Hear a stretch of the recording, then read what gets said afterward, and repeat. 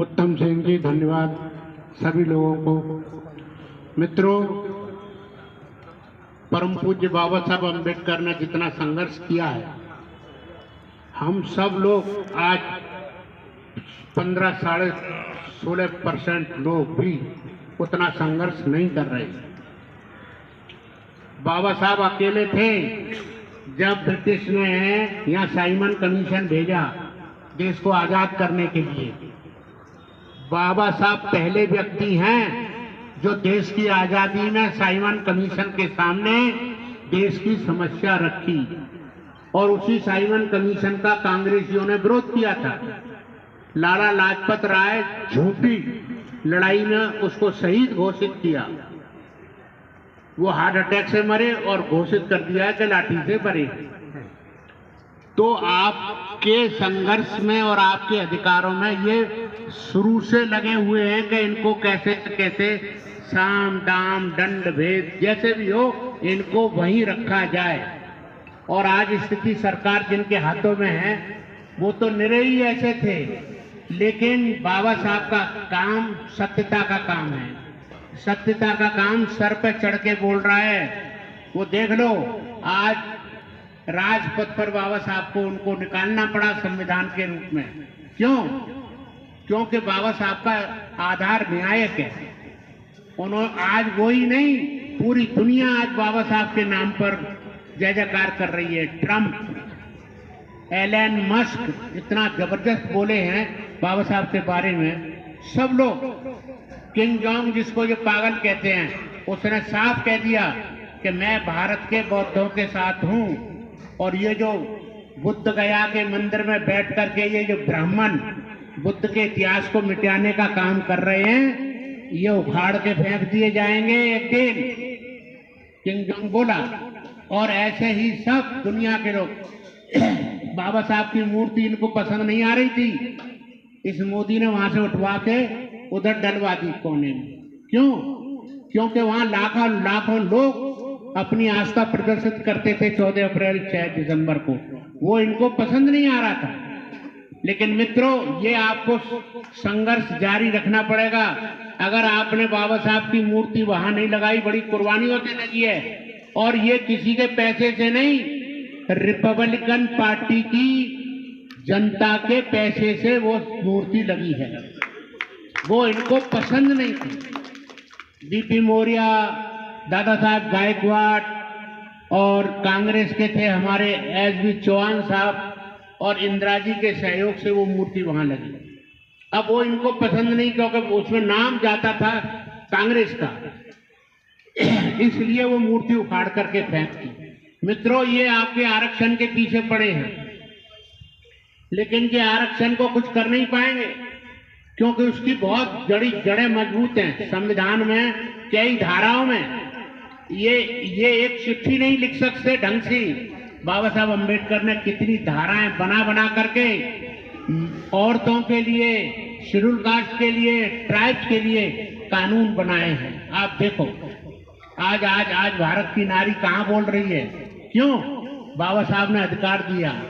जिसको जो पैर की जूती समझते थे, आज वो खुल करके सामने बोल रही है कि हम बाबा साहब अम्बेडकर की बदौलत आज हम यहाँ पहुंचे हैं। पायलट बन रहे हैं, पीएम बन रहे हैं, सीएम बन रहे हैं, दुनिया भर की बातें। तो मित्रों, ये जो कुछ आपको मिला है, इसको आपको संघर्ष से प्राप्त करना पड़ेगा। खोना नहीं है किसी भी कीमत पे। ये थोड़े थोड़े लालच दिखा करके दारू की थैलियां बांट रहे हैं, पैसे बांट रहे हैं, इन चीजों को छोड़ दो, त्याग दो।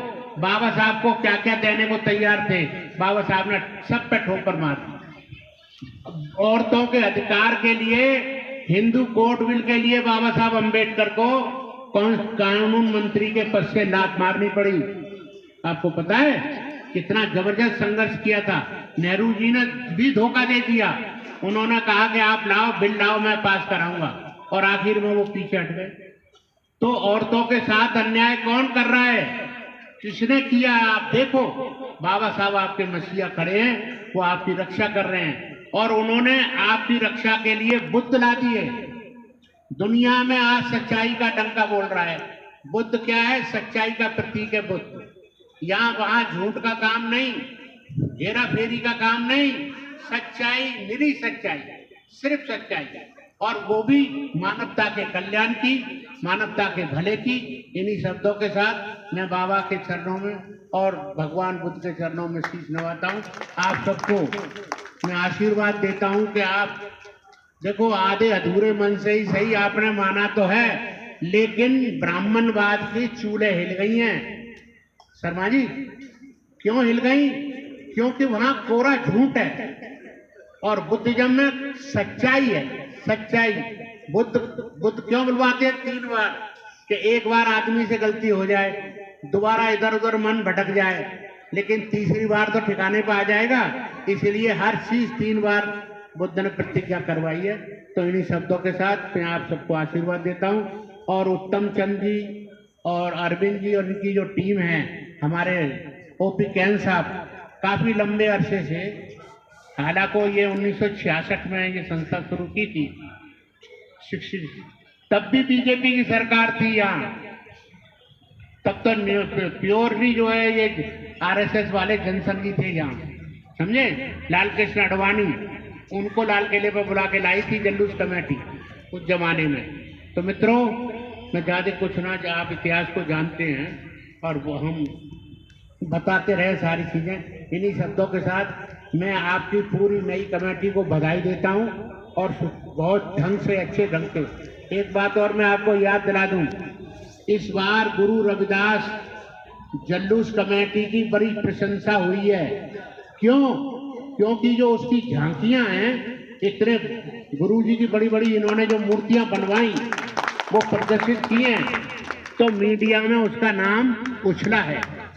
आप भी थोड़ा सा प्रयास करो कि बाबा साहब अम्बेडकर का जो जीवन संघर्ष है, साइमन कमीशन का या गोलमेज कॉन्फ्रेंस का या और उन चीजों को लाओ रोड पे, जरा इनको पता चले। तुम चिल्लाते हो बाबा साहब ने आजादी में क्या किया, आजादी में। अबे तुमने आजादी में क्या किया? तुमने तो आजादी में दलाली की है, दलाली खाई है, तुम्हारे बाप दादों ने दलाली खाई है। बाबा साहब का त्याग है जो आज पूरा देश ऐसे मुट्ठी बंद है, कोई हिला नहीं सकता इस देश को। ये बाबा साहब का संविधान है और बाबा साहब का आदेश है। इन्हीं शब्दों के साथ जय भीम, जय भारत।